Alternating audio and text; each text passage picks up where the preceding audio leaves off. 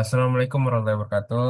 Perkenalkan kami kelompok 3. Kami akan membahas implementasi aljabar linear dalam riset ilmiah dengan tema Dimensional Reduction, PCLDE atau TSNI untuk visualisasi data berdimensi tinggi.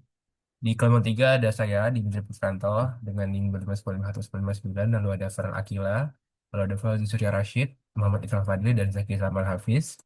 Dan di saat pertama kami akan membahas identitas dari paper ini. Nah, judul paper ini adalah penerapan Principal Component Analysis untuk redaksi variabel pada algoritma K-means clustering yang ditulis oleh I.A. Rosyada dan Deta Utari dan dipublikasikan pada tahun 2024. Jurnal atau sumber yang kami cari untuk mendapatkan paper ini adalah Jamura Journal of Vulnerability and Statistics, e-Journal ONG, dan di bawahnya ada tautan papernya. Lalu pada saat kedua, kami membahas ringkasan paper dan latar belakang topik. Nah, latar belakang dari paper ini adalah pengolahan dataset indikator kesejahteraan masyarakat Provinsi Jawa Barat tahun 2021 menghadapi tantangan komutasi karena memiliki dimensi yang sangat tinggi atau multivariat. Akar masalah dari paper ini adalah penggunaan algoritma K-means clustering pada data dengan fitur berlebihan sering memicu penurunan efisiensi komputasi dan memunculkan gejala multikoliniaritas atau korelasi berlebihan antar variabel. Nah, untuk solusi yang ditawarkan pada paper ini adalah menerapkan fungsi aljabar linear melalui Principal Component Analysis atau PCA sebagai langkah pre-processing dengan tujuan mereduksi jumlah variabel menjadi beberapa komponen utama tanpa menghilangkan porsi informasi esensial dari dataset asli. Dan harapannya adalah proses clustering atau pengelompokan dapat berjalan secara lebih ringan dan lebih akurat. Nah, jadi pada intinya adalah data yang diolah di paper ini itu sangat rumit dan punya banyak variabel yang membuat algoritma K-means jadi lambat. Nah, solusi yang ditawarkan pada paper ini kita akan menggunakan fungsi aljabar linear, yaitu metode PCA untuk mereduksi datanya, sehingga proses jauh lebih ringan dan lebih akurat. Nah, lalu bagaimana sih persisnya metode PCI ini membongkar dan tersebut menggunakan perhitungan matriks? Nah, analisis dan angka-angkanya akan langsung dijelaskan oleh rekan saya selanjutnya. Oke, baik, perkenalkan nama saya Farel Akila dengan NIM 25105111055. Dan di sini saya akan melanjutkan pemaparan mengenai analisis kritis paper pada bagian 3.1, yaitu tujuan serta metode utama yang mendasari penelitian dalam paper tersebut. Untuk tujuan utama penerapan PCA pada paper tersebut adalah untuk mengurangi dimensi variabel pada dataset kesejahteraan Provinsi Jawa Barat pada tahun 2021. Hal ini krusial dilakukan untuk mengatasi gejala multikoliniaritas atau tumpang tindih informasi antar variabel, yang pada akhirnya dapat meningkatkan efisiensi komputasi dari algoritma K-means.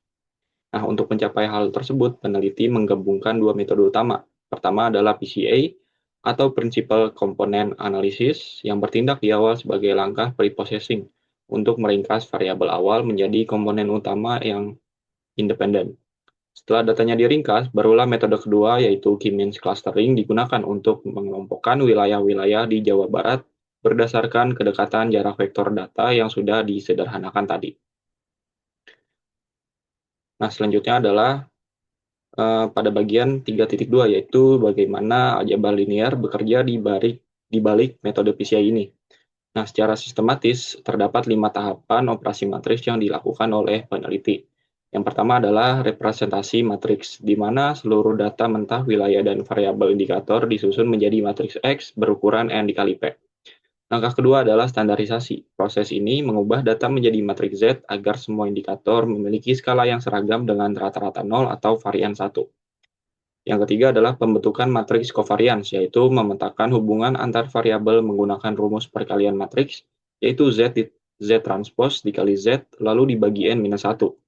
Langkah keempat adalah perhitungan nilai dan vektor eigen lewat persamaan karakteristik matriks C dikali vektor V sama dengan lambda dikali vektor V.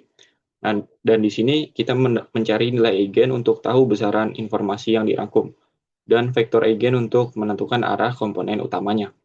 Dan langkah terakhir adalah proyeksi linear, yaitu mengalihkan matriks data asli dengan matriks vektor eigen untuk mendapatkan koordinat baru di ruang berdimensi rendah. Baik, selanjutnya akan dilanjutkan oleh kawan saya. Halo semuanya, perkenalkan saya Muhammad Irsal Fadli dengan NIM 251051110, izin melanjutkan. Nah, sekarang saya akan membedah gimana sih mesin komputasi di balik PCA ini bekerja secara sistematis. Teman-teman bisa lihat nih di bagian ilustrasi dan contoh hitung. Biar mudah dipahami, kami ngasih ilustrasi numeriknya sederhana nih. Menggunakan dua variabel data kesejahteraan aja. Nah, di sini komputer bakal ngebentuk yang namanya matriks covariance untuk melihat hubungan antar variabel. Di sini kita punya matriks 2 kali 2 dengan angka 2 1 1 2. Nah, selanjutnya kita harus cari nih nilai eigen atau eigen value-nya berapa. Tujuannya apa? Untuk cari tahu informasi mana yang paling dominan. Nah, kita pakai rumus determinan sama dengan nol. Terus kita jabarin persamaan karakteristiknya. Nah, di sini rumus determinan sama dengan nolnya. Nah, hasilnya kita bakal nemuin dua lambda nih, yaitu 3 sama satu. Nah, jadi kita masukin dulu nih dari sini ke rumus ini. Jadi kayak gini. Nah, jadi 2 minus lambda, satu 1, 2 minus lambda. Nah, determinan kan rumusnya AD min BC. Nah, berarti 2 min lambda kuadrat dikurangin satu kali satu. Nah, kalau dijabarin 2 min lambda kuadrat ini jadinya pi kuadrat min 4 lambda plus 4. Tapi karena dikurangin satu jadi plus 3 di sini langsung aja. Nah, setelah difaktorkan jadi lambda min 3 dan lambda min satu. Berarti kita ketemunya, berarti kita ketemu lambdanya, lambda satu itu 3, lambda yang kedua itu satu. Nah, setelah kita ketemu, karena nilai yang 3 itu lebih besar, maka lambda 3 ini yang bakal kita pakai sebagai komponen utama di PC1. Karena dia nyimpen varians data yang paling besar. Nah, setelah kita tahu nilainya, terakhir kita cari vektor eigennya. Vektor eigennya ini kayak kompas buat tentuin arah garis proyeksinya kemana. Nah, kita substitusin nih lambda 3 tadi ke matriks aslinya. Matriks aslinya kan 2 minus lambda, satu 1, 2 minus lambda. Kalau disubstitusin jadinya kan 3, berarti jadi min satu 1, 1, min satu. Nih, nah habis itu kita kaliin sama vektor V-nya. Berarti min satu dikali X ditambah satu kali Y. Hasilnya jadi kayak gini. Min X plus Y sama dengan nol. Nah, tinggal lakuin operasi aljabar sederhana, jadinya Y sama dengan X. Nah, sehingga faktor eigen utamanya tuh matriks kolomnya satu dan satu. X dan Y-nya bakal sama gitu. Nah, intinya tuh ini yang bakal dipakai ntar untuk oleh komputer untuk memeras dan menarik data multivariat yang kompleks tadi jadi jauh lebih sederhana. Nah, kalau dilihat di sini implementasinya kayak gini. Grafiknya bakal terus naik. Nah, mungkin segitu aja penjelasan ilustrasi dan contoh hitung implementasi dari saya. Selanjutnya akan dijelaskan oleh rekan saya. Oke, perkenalkan nama saya aku Yusuf Rashid dengan NIM 25105111038. Oke, selanjutnya kita akan memasuki bab 5 yaitu hasil kesimpulan dan peran aljabar linear. Di bagian ini kita akan melihat hasil nyata dari perhitungan matriks yang telah dibahas di bab-bab sebelumnya. Kita mulai dengan 5.1 yaitu hasil dan kesimpulan. Dari eksperimen yang dilakukan dalam paper tadi, kita mendapatkan 4 poin kesimpulan, yaitu pertama, reduksi sukses.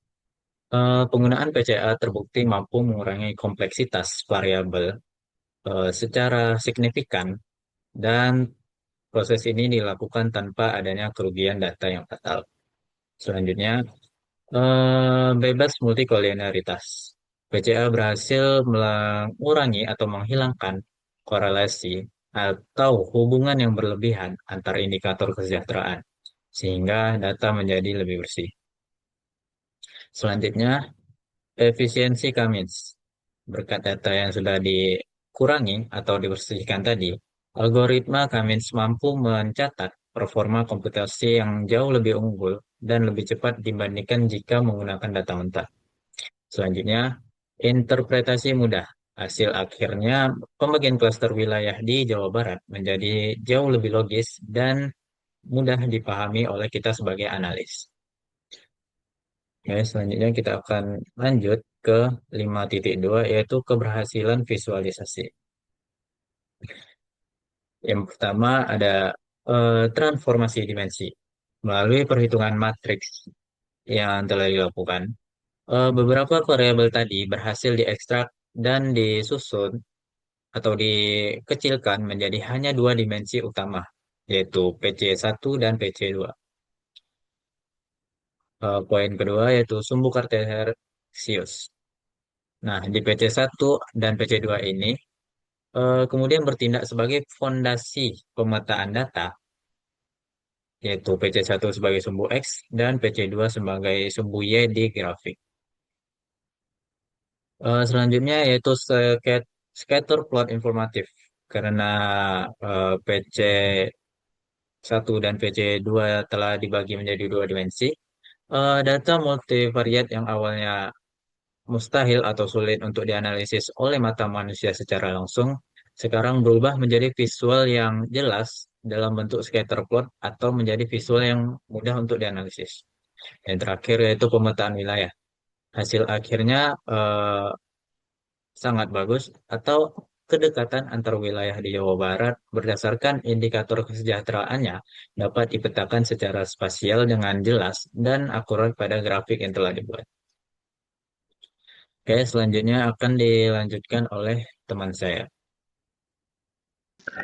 Pada paper ini, aljabar linear berperan sebagai fondasi utama dalam proses dimensionality reduction atau pengurangan dimensi data, di mana ada dua metode yang menggunakan aljabar linear sebagai konsep utama, seperti PCA dan juga LDA, di mana masing-masing dari metode ini memanfaatkan konsep aljabar linear seperti matriks, vektor, transformasi linear, agent value, dan juga agent vektor untuk mengubah data berdimensi tinggi menjadi data berepresentasi rendah yang lebih sederhana, sehingga data menjadi lebih mudah dianalisa, divisualisasikan, dan diproses tanpa menghilangkan informasi yang penting. Penerapan ini juga sangat membantu dalam penerapan ilmiah, terutama pada bidang data science dan juga machine learning.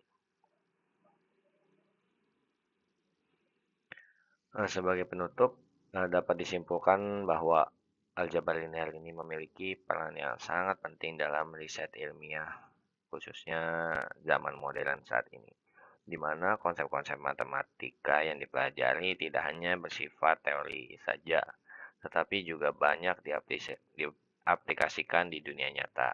Salah satu contohnya teknik reduksi dimensi tadi, seperti metode PCA dan juga LDA. Dengan memanfaatkan aljabar linear, peneliti dapat mengolah data yang kompleks menjadi lebih efisien, meningkatkan kualitas analisa data, dan mempermudah proses pengambilan keputusan yang dibutuhkan berdasarkan data. Oleh karena itu, pemahaman terhadap aljabar linear menjadi bekal yang sangat penting dalam pengembangan teknologi dan penelitian di berbagai bidang. Mungkin itu saja yang dapat kami kelompok 3 sampaikan. Kurang lebihnya mohon maaf. Wassalamualaikum warahmatullahi wabarakatuh.